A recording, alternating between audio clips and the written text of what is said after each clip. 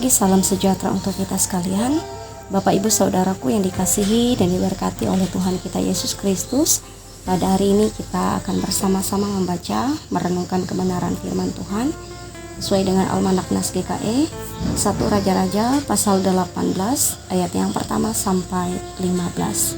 Namun sebelumnya, mari kita berdoa.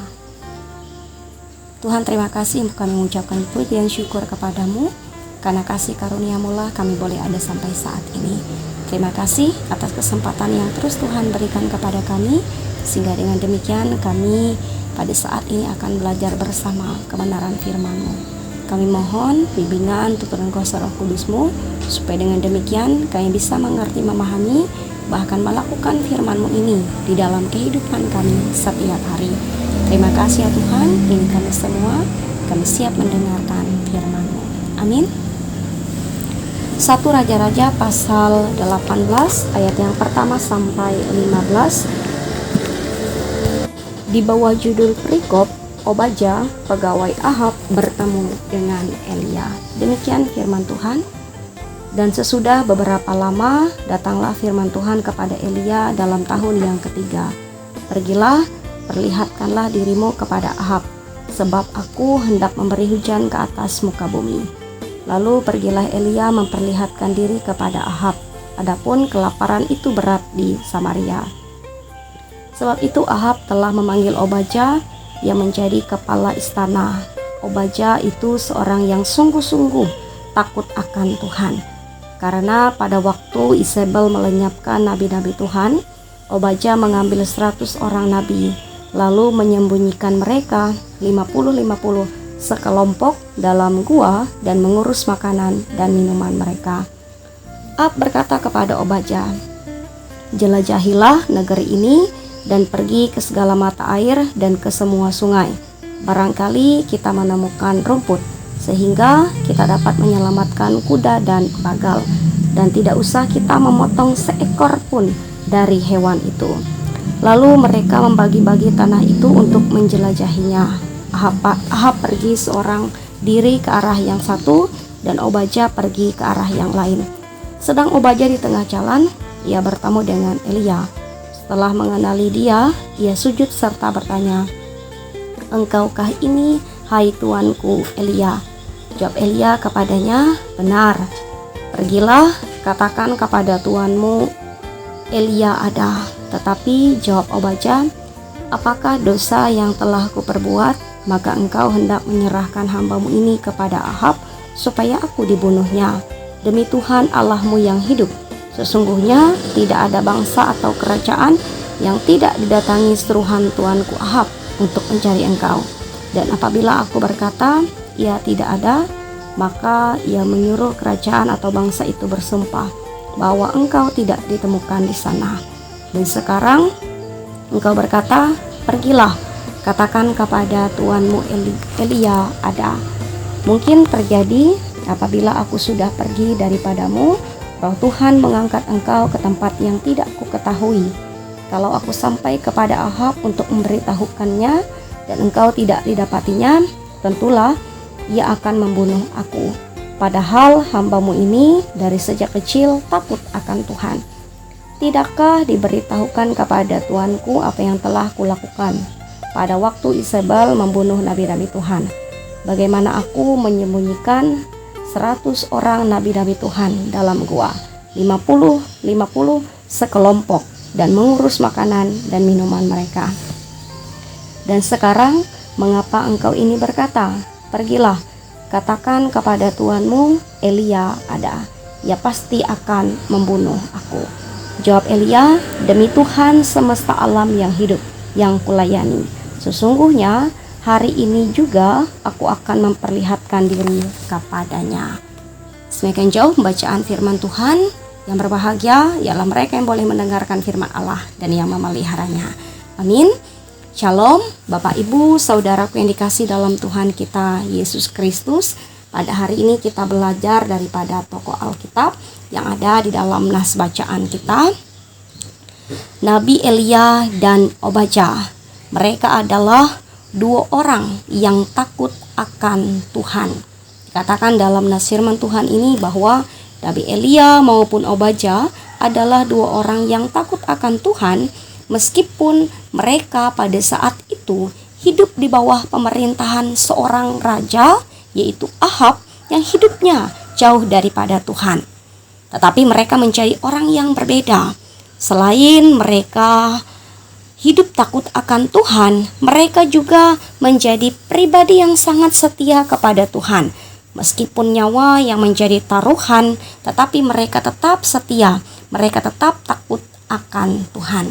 Nah, melalui dua tokoh Alkitab ini kita dapat belajar, yang pertama, untuk menjadi pribadi yang mempunyai pendirian yang kuat, menjadi pribadi yang setia, menjadi pribadi yang tidak mudah goyah, untuk tetap hidup takut akan Tuhan. Meskipun ada begitu banyak tantangan, meskipun ada begitu banyak cobaan, meskipun ada begitu banyak rintangan yang dihadapi, tetapi mari belajar untuk terus takut akan Tuhan. Mari belajar terus taat dan setia kepadanya. Karena ketika kita menjadi pribadi yang berpendirian kuat, yang setia, yang tidak mudah goyah, yang takut akan Tuhan, maka kita akan mendapatkan kesukacitaan di dalam hidup kita. Tidak hanya sekedar kesukacitaan, kita pun merasakan kedamaian ketika kita hidup takut akan Tuhan. Oleh sebab itu, dalam nas firman Tuhan ini hal yang pertama mengajarkan kita bagaimana menjadi pribadi yang setia, yang takut akan Tuhan meskipun begitu banyak tantangan dan rintangannya. Dan hal yang kedua, kita belajar daripada sosok seorang Obaja. Ya, meskipun adalah seorang kepala istana di pemerintahan Raja Ahab, tetapi ia bekerja dengan ketulusan, bekerja dengan takut akan Tuhan.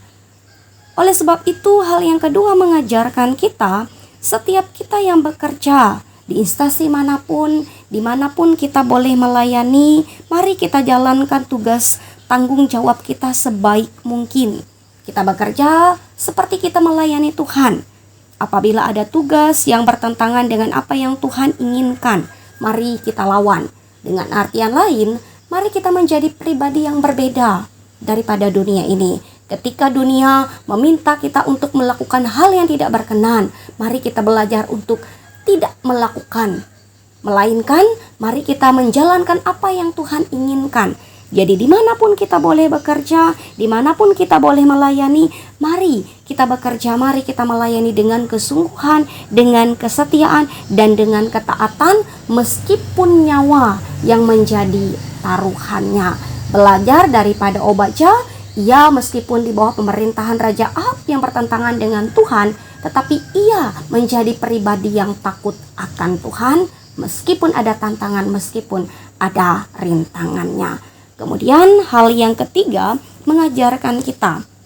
Di sini dikatakan bahwa Raja Ahab membawa Obaja untuk mencari sungai-sungai. Ia mencari solusinya seorang diri. Ia mencari solusi berdasarkan instingnya sebagai seorang manusia. Ia tidak memohon pengampunan daripada Tuhan. Oleh sebab itu, kita mengoreksi pribadi diri kita masing-masing.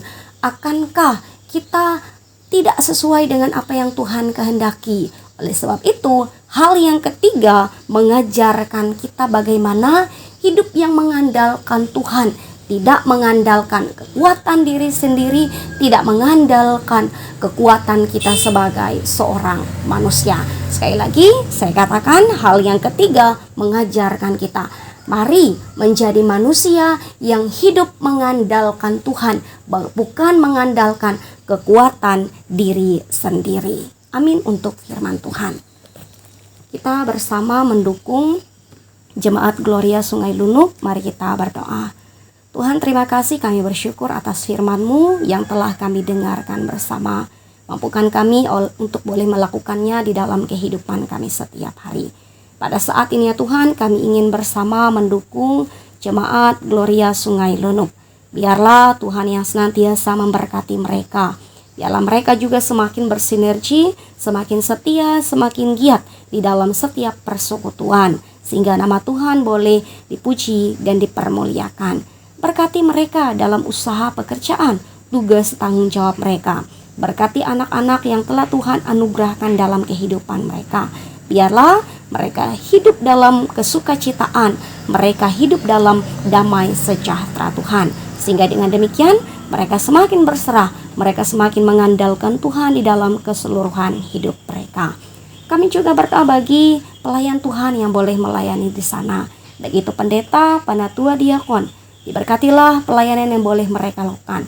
Biarlah apa yang boleh mereka kerjakan dan lakukan, semuanya menyenangkan hati Tuhan, menjadi kepujian kemuliaan akan nama Tuhan.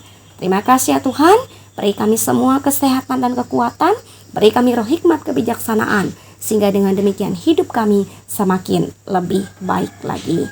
Ini permohonan doa kami yang kami alaskan di dalam nama Yesus Kristus yang telah mengajarkan kami berdoa demikian.